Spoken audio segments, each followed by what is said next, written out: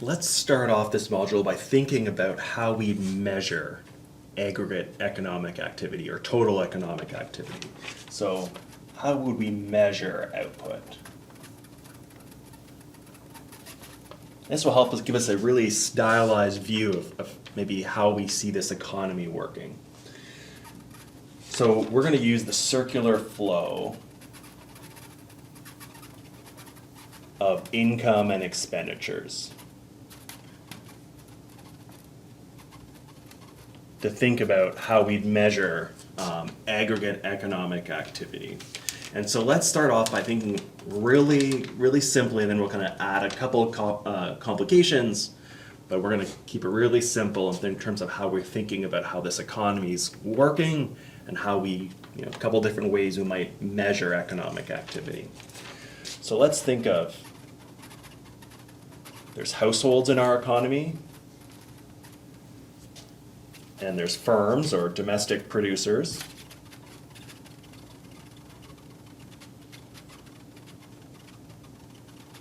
And these are owned by the households of our economy. And so what's happening is that households are buying things from these domestic producers. So some expenditure, should be careful with my language here, some expenditure is flowing from the households to these domestic producers. So think about this as consumption. Let's maybe write that a little bit better. Consumption expenditure on domestic production. So some money is flowing from households to firms as people are buying things. Now, these firms are generating income, but they also need to hire workers. And so what's happening is that these money's also flowing from these domestic producers back to the households.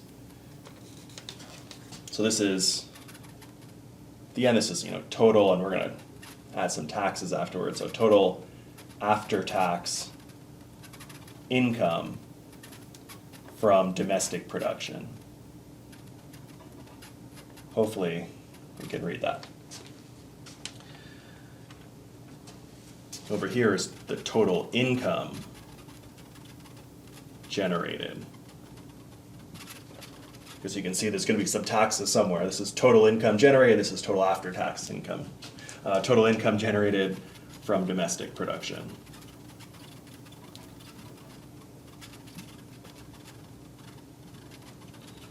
All right, so we have households and we have firms or domestic producers. Households are spending money to buy things from these domestic producers. Then money's flowing from these domestic producers back to the households. So think about the total income generated from domestic production. So think about they have to pay their workers, both in terms of for working, as well as all the profits. They're going to be owned by these households, and so money's kind of working its way around. And so when we think about calculating GDP, we can think about calculating it from one side or the other. And so this is going to be like the expenditure side, and we're going to add a couple layers of complication here. And this is the income side of it. We can't add up both of them, or we're kind of counting the same money twice. So we can just kind of count one kind of half or one side of this circular flow. But we know that the economy is a little bit more complicated than that. In particular, we have this financial system.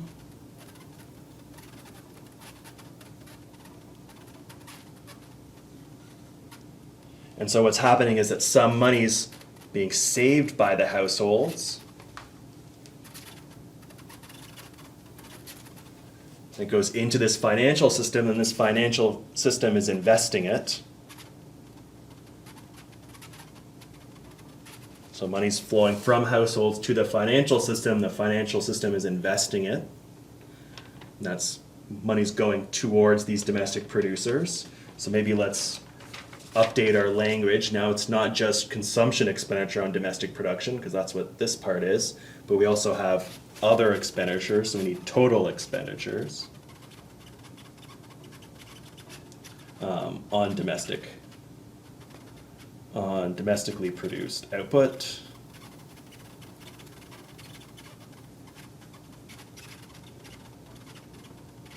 So money's flowing from households to the financial system, and then it's being reinvested. We also have a government,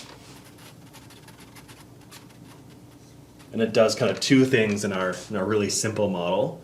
One thing is that it makes purchases, and it expends its own money. So it spends money on production. So we're going to call that government purchases. It's getting a little bit crowded in here.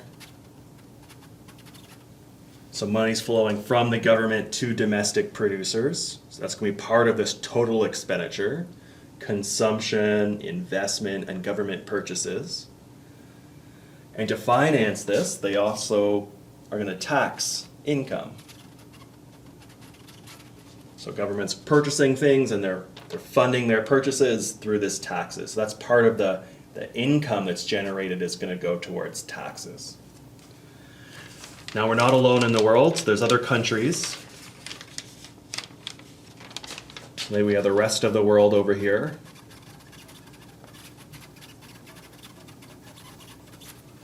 And what's happening is that some of the consumption expenditure, or some of the consumption expenditure in general of these households, is going to the rest of the world in terms of imports. So Canadians are buying goods from other parts of the world. Well, that expenditure is not flowing to domestic producers, it's going to the other parts of the world. People in other parts of the world are also buying Canadian goods. So they're buying our exports. So this is money flowing from the rest of the world into our total expenditure. And so this is kind of like a really stylized, simple way of how we kind of can imagine the economy working. It kind of starts off really simply, just thinking about households and firms and kind of money flowing around, and we kind of added a few other features. And in general, this is kind of giving us a way to think about how we calculate total economic activity. And it's going to be either through this total expenditures, or we can think of it as being the total income generated from domestic production. So there's two ways right there that we can think about calculating all this money that's flowing around, or this output that's flowing around our economy. Thinking about total expenditure, which is made up of consumption, of investment, of government purchases. Then we have these imports and exports. Or we can think about it as all the income generated from this domestic production. And these should give us the same amounts, right? It's the same amount that's flowing through and that's coming out.